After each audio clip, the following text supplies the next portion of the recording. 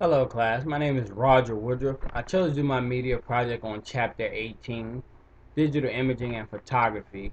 The chapter intrigued me because I like to do a little photography myself, whether it's family vacations, going to different scenic sites, or even my daughter's birthday parties, just to have a little bit of first-hand experience at that. Uh, I'm sure you guys can relate as well. A lot of different social media coming out now that I guess promoting, sharing photography, digital images, uh, Instagram, Snapchat, Flickr, Facebook, whatever the case may be. I'm sure we all relate some kind of way to digital imaging and photography. I'll start off with a little background. It's becoming a lot easier to alter and adjust images to portray to the audience or the viewers the image that you want to be seen. Um, a lot of things with new software now, even over the past years, there have been software that allow users to be able to modify the images, whether they don't like the lighting of it or if it's like a portrait, they can whiten teeth, remove red eye, whatever the case may be. It allows you to alter that. Um, some problems occurred earlier in the days. As early as 1906, there was a photograph of the San Francisco earthquake, which was said to be altered as much as 30% by a forensic image analyst, Mr. George Reed. Also in 1984, on the National Geographic cover, um, there was a picture of the Great Pyramids of Giza that were moved to fit into that vertical layout of that cover magazine, which actually made them closer than they were in real life. Um, Repercussions stemming from those altercations uh, caused the National Press Photographers Association to take a look at their code of ethics and make updates and changes in 1994, which encompassed those digital imaging factors um, to kind of nip that in the bud, just to have some kind of rule and I guess guidelines in reference to that. Uh, the first the first photograph ever taken was credited to a Mr. Joseph Niepce. Um, Turned out to be quite pedestrian in scope. He used some techniques that he derived from experimenting.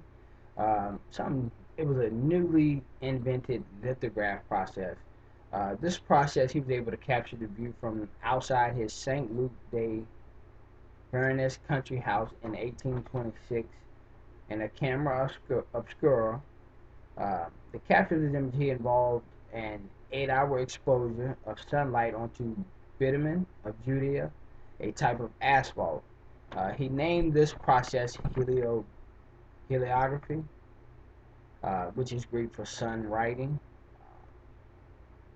Over the next 150 years, there was some significant innovations in photography, starting from the, the I'm sorry if I do not pronounce this right, daguerreotype developed by Louis Daguerre. He was Nabi's business partner. Then next you had the calotype by William Talbot. You had the wet coloring by Frederick Archer, and gelatin bromide dry plate by Dr. Richard Maddox, and now slowly disappearing continuous tone panchromatic black and white autochromatic color negative films. Uh, since then, over the years, the exposure time has decreased tremendously. Um, as stated, Mr. Joseph's exposure time was 8 hours. Now we have the ability to do that in one, I guess, 1/500th of a second or less. So it's definitely like that. Um, so to go on to some recent camera development, Kodak was the first to produce a prototype for the digital camera, and this was in 1975. It had a resolution of zero point 0.1 megapixels, was the size of a toaster. So that just gives you a general idea of how big that was in reference to actual cameras that we have nowadays. Soon after that, in 1981, Sony announced the Mavica. It stood for magnetic video camera. 1990, there was a company called Dotcam. It introduced its first digital still camera, and it did name it Dotcam. 1994, Apple released the QuickTake 100. The QuickTake 100 was a mass-market color DSC camera. The resolution was a 640 by 480. It sold for around $749.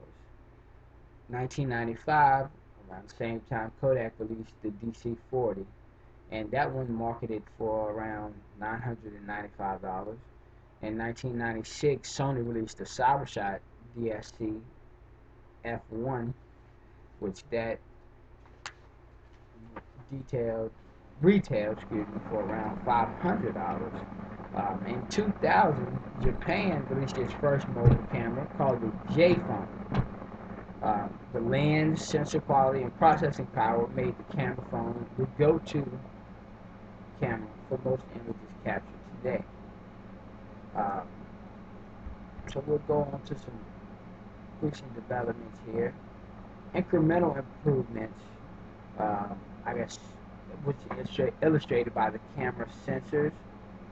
It continues to increase resolution capacity, as well as better ISO performance, improved autofocus, and sharper lenses.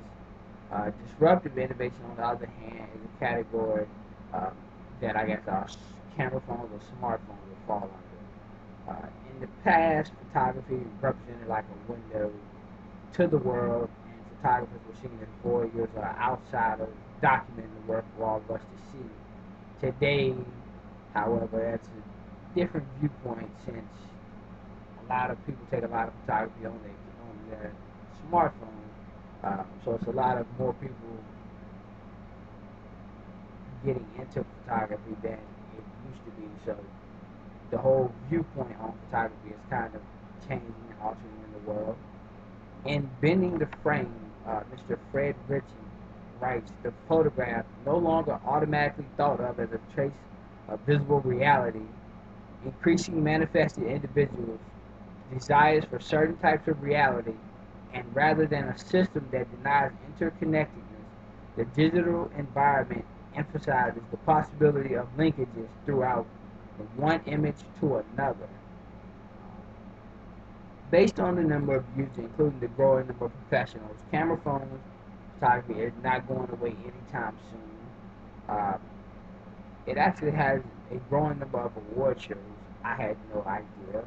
One was Mobile Photography Awards, and another was an iPhone Photography Awards. Some of you may have heard about of these awards. I had not, so this was definitely something new to me. In 2005, posting images on social media networks began with Flickr. Shortly after that, Facebook and Instagram succeeded it, and it was at an estimated 350 million images posted per day. I'm sure we probably exceed that tremendously today. Like I said, a lot of people post a lot of selfies, or when they go on vacation and trips like that, they do post a lot of photos just to share with family, friends, co-workers, or well as just to get the picture out there and share with the world.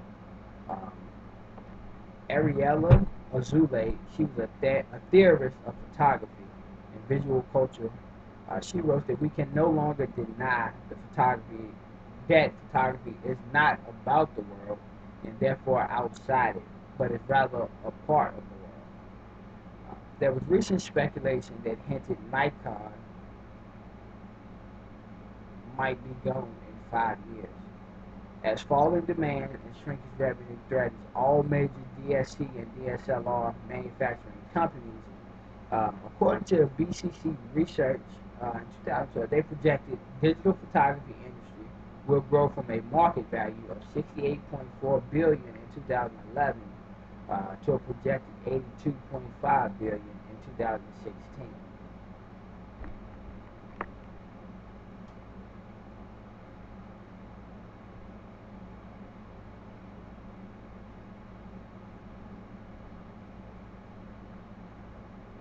Some new mirrorless compact interchangeable lens cameras, the CILCs, such as the Panasonic Lumix GF6, the Sony Alpha Nex 6, and the Samsung NX300, has come along with touchscreen menu technology, HD video capability, built-in Wi-Fi capabilities. So the overall benefit of the CILCs is that you get a more compact body with the functionality and connectivity of a camera phone, but with much higher image quality based on the interchangeable lens system and sensors. So this is something to kind of keep the camera a little more popular, so that it's not getting driven out by smartphone cameras. So next we'll go over to current status. 83% of mobile phones in use are camera phones. 4.4 billion digital cameras are out there.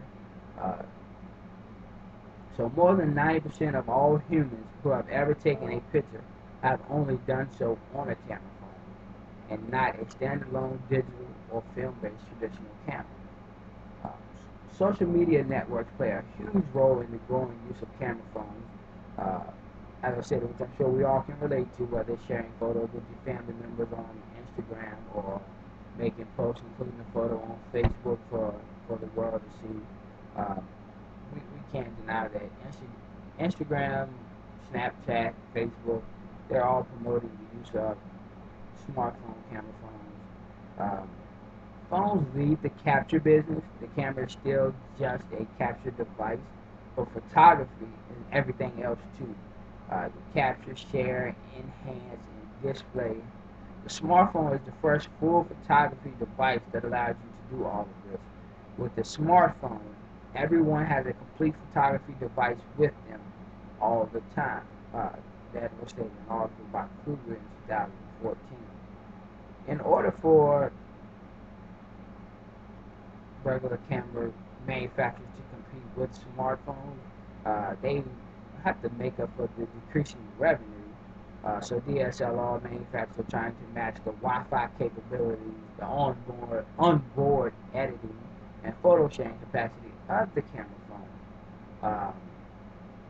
So that's something that they're trying to work on over the next few years to kind of include in the camera, so that they can stay in the runnings and not just get, I guess, booted out the market by the smartphones and the new technology that's coming about.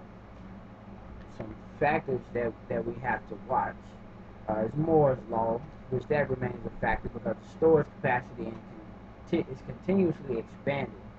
One challenge to the market is the addition of high-capacity built-in memory cards found on some portable newer devices, which is decreasing the need for the additional flash memory cards that we normally buy separately. Once they fill, you have to go buy another one. The Wi-Fi capability, uh, definitely a big issue. Uh, a lot of cameras are on their way to kind of enabling that as a part of the functionalities that the cameras do have. Nikon's D5300, released October 2013, and Canon's EOS 70D both have this capability, but they also come with a high price ticket.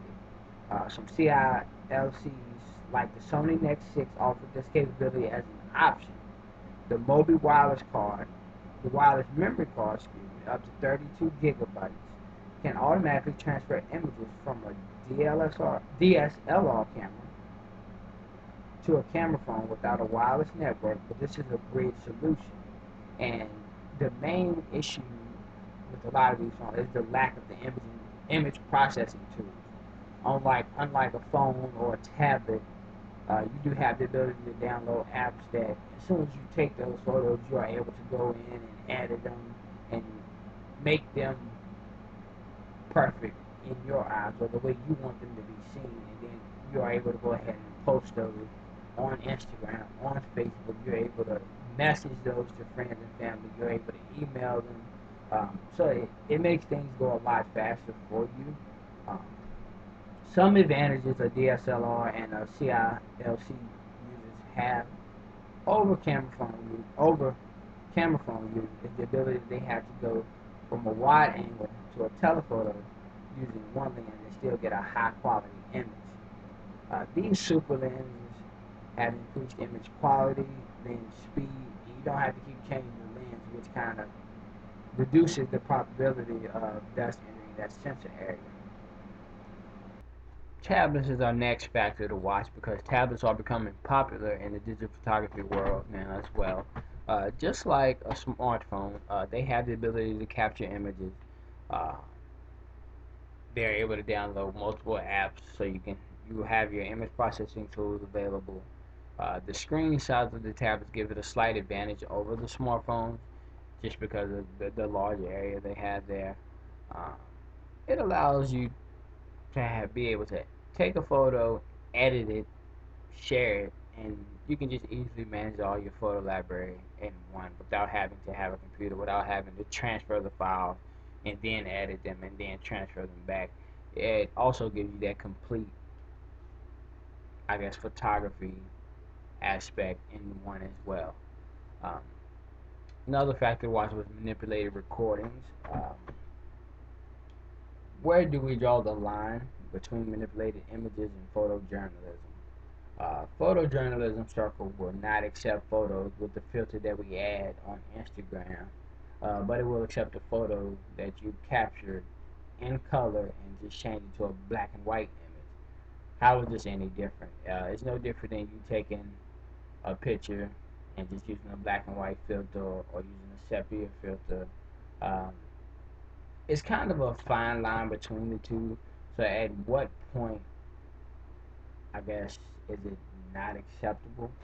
Um, so that's definitely some factors that'll contribute in the future here. My interactive question to you guys is, will smartphones replace traditional digital cameras in the digital photography world? Or do you think that the main factors will continue to add new features to compete with the smartphone or possibly to, I guess, outroot the little smartphone era?